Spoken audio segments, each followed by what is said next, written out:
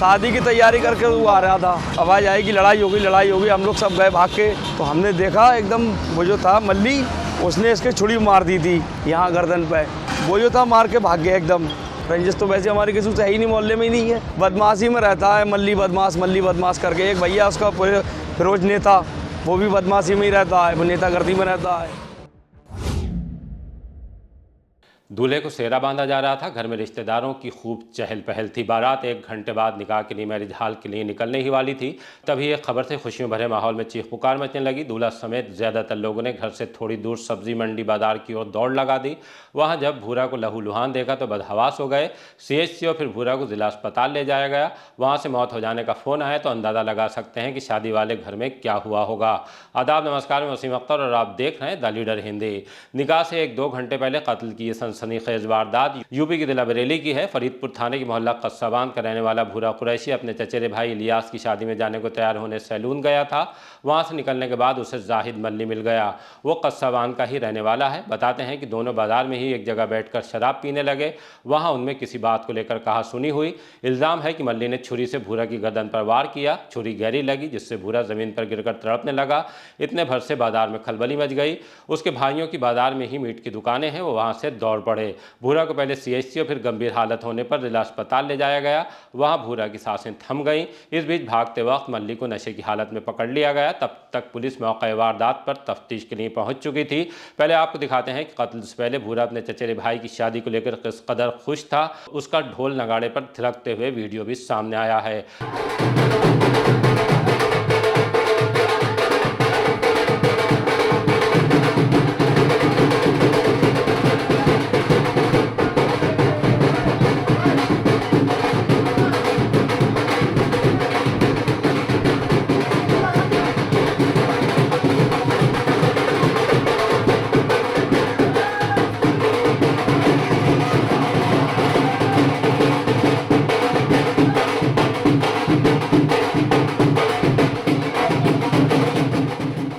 हमने भूरा के चचेरे भाई इलियास कुरैशी से बात की।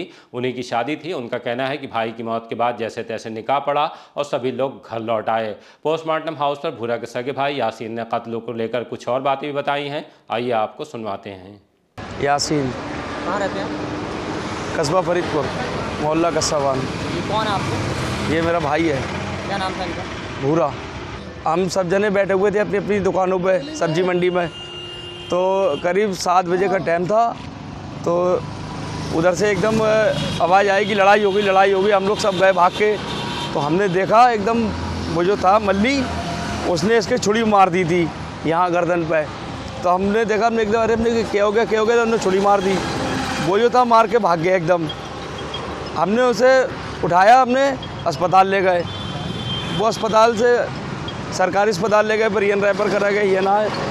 और जो मल्ली जो था उसे हमने पकड़ के थाने में दे दिया है।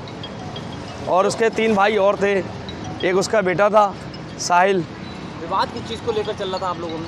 विवाद हमारा किसी से होता ही नहीं, हम तो सब दुकानदार लोग हैं। क्यों चाकू मारा था पड़ोसी ने आपको? उसने चाकू मारा है। क्यों मारा था, क्या वजह रही? कोई बाजार से घर आ रहा था, शादी थी हमारे घर में, शादी की तैयारी करके वो आ रहा था। कोई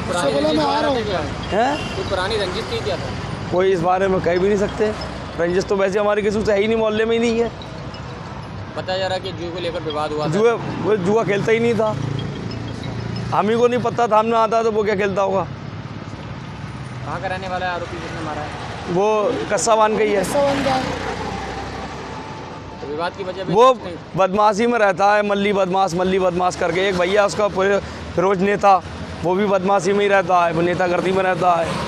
तमाम तरीके की बातें करता था, बाजार में आके नाटक करता था। कभी किसी की छुरी उठा लेता, कभी किसी को गाली बकता था। वो भैया शादी बोले भाई शादी है, करते थे यहाँ पे सेब बना के। ये चिकन कॉर्नर की दुकान थी, चिकन का काम था हमारा। विवाद की कोई खास वजह पता नहीं लगता ना, ये बस आगे बाजार में नाटक करता था खाली। मल्ली सबसे आगे नाटक करता था। वो मुँह मार देता था कि तू नाटक क्यों कराए। वो तगड़ा तंदुरुस्त जा रहा था कि क्यों दबा है तू।